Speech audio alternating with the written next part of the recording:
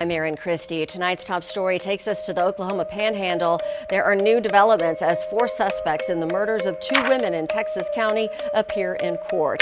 The judge denied bail for all of them.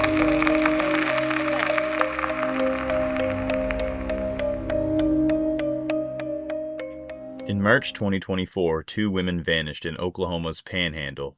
Their bodies later found in a buried freezer. The mastermind? Tiffany Adams, a 54-year-old grandmother and leader of the God's Misfits cult.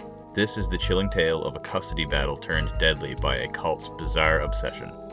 According to documents obtained by 2 News, Tiffany Adams, the grandmother of Butler's children, and her boyfriend, Tad Cullum, along with friends Cora and Cole Twombly, plotted to kill Butler because she was trying to get custody of her children who were in Adams' care.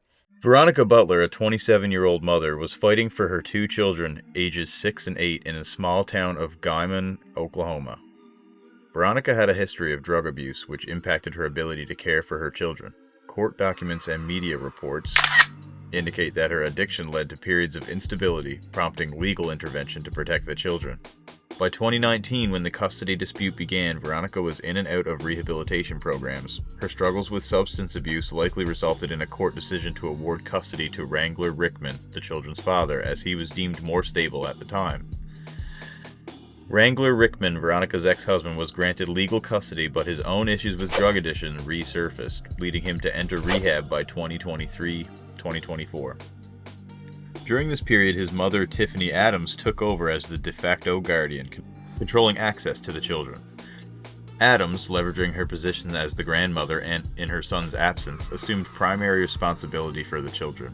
Her influence in the family and community, example as the Cimarron County GOP chair, likely helped her maintain this control, despite not being the legal guardian herself.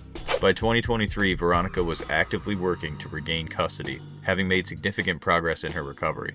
She completed rehab programs and was complying with court documents such as supervised visits to demonstrate her fitness as full custody. This looming change heightened Adam's fears of losing control, escalated the custody dispute. For 5 years, Adam controlled access to the kids, turning a family dispute into a bitter war. Veronica, desperate to rebuild her life after a troubled past, faced a wall of resistance. Adams defied court-ordered visits, canceled meetings at the last minute, and even threatened the judge overseeing the case.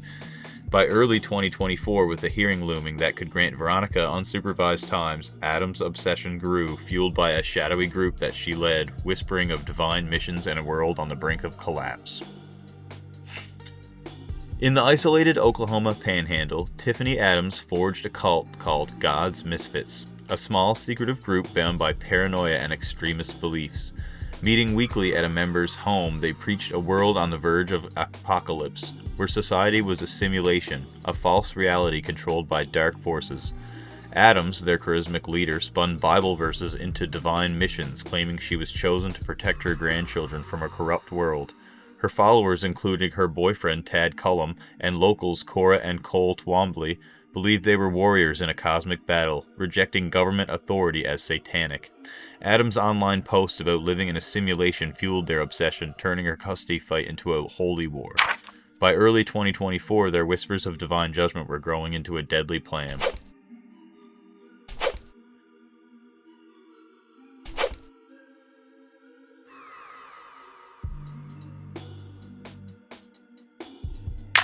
Since the group had already come up with a plan involving an anvil being pushed off a truck, but decided it would be unaffected. Traveling in Jillian's van, they took Highway 64, a quiet stretch of Panhandle Road surrounded by endless field, but they never reached their destination. That evening, police found the van abandoned on the roadside, its interior stained with blood, a broken hammer lying nearby, and no trace of the women. The bodies of Butler and Kelly were found on April 14th in a large sealed freezer that had been buried in a cow pasture leased by Cullum. Both have been stabbed. Butler was driving from Hugoton, Kansas to pick up the girl and boy on March 30th. Kelly, a pastor's wife, was along to supervise the visit. They met Adams on a dirt road that intersected with State Highway 95. The normal exchange spot had been further south at a place called Four Corners. Grice said he was hiding in a stock trailer on the dirt road. He recalled hearing Adams say the children were in the trailer with a baby calf they wanted to show her. Veronica leaned in the side door of the trailer, and that is when I attacked her, he said. He hit her twice in the head with a ball-peen hammer while he was inside the trailer, and then once again after going outside, according to his testimony. The hammer broke the third time. He next tried to stop her with a stun gun, but got his own arm instead, making it numb, according to his testimony. He then tackled Butler. "In the heat of the moment, I didn't know what to do," he said. "That's when I pulled my knife and started to stab her. She was fighting me." He said he cut his hand during the assault. He said he saw Adams and Cullum going after the visitation supervisor. He said both women were screaming.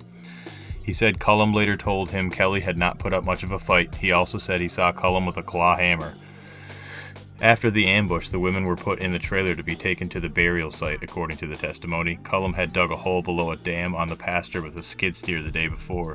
In a twist in the case, Grice testified he stabbed Kelly in the neck 2 or 3 times inside the trailer after seeing her eyes flutter.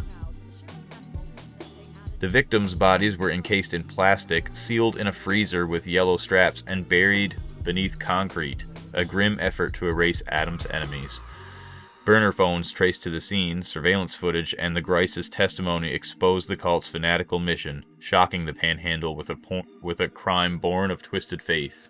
Our hearts go out to Veronica Butler, Jillian Kelly, and their grieving families, whose lives were stolen in a senseless act of violence. Veronica, a mother fighting to reclaim her children, and Jillian, a kind-hearted pastor's wife who stood by her side, deserved a future filled with love, not a fate sealed by a grandmother's horrific betrayal.